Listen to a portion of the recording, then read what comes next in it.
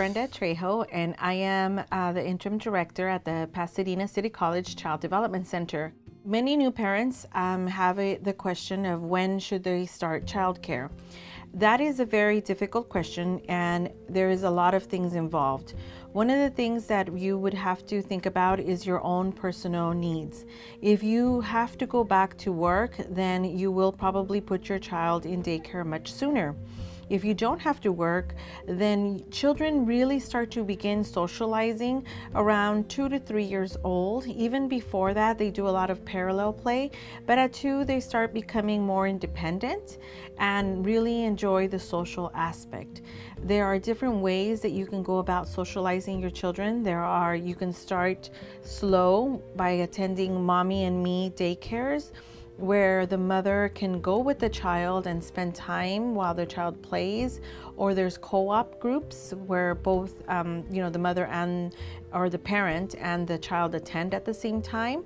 And then there's the traditional daycares where you just drop off your child. So a lot will depend on the family needs and also on the child. I think once a family decides that they are going to choose a daycare, it's really important that they choose a good daycare. What you feel is important for you to look for in a curriculum. Is play important? Is academics important? Is socialization important? And many schools offer a lot of different types of curriculum. What the school's philosophy is, how they view education, what importance they give it. Some families think it's very important that academic be part of what the child is being introduced to in a daycare.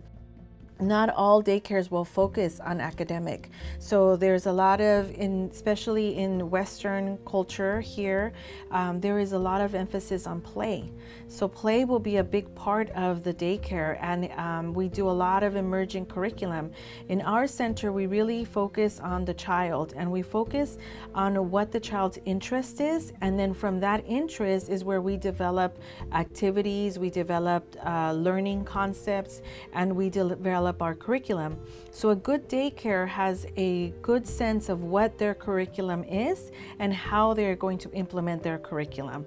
One thing to be very cautious about is that they can say many things on paper, but you want to see it in action. So a good daycare will offer tours of their center. A good daycare will allow you to visit their center before you commit. So those are all important things. If a center does not allow parents to drop in at any time, I would be very wary of that center. Centers should have an open door policy. And what that means is that a parent can drop by at any time to see their child. They should have a handbook. So in their handbook should be their discipline philosophy.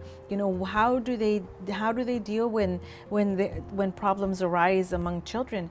Because children of different ages will have different socialization. A lot of things, children will be children. So things will happen in a daycare.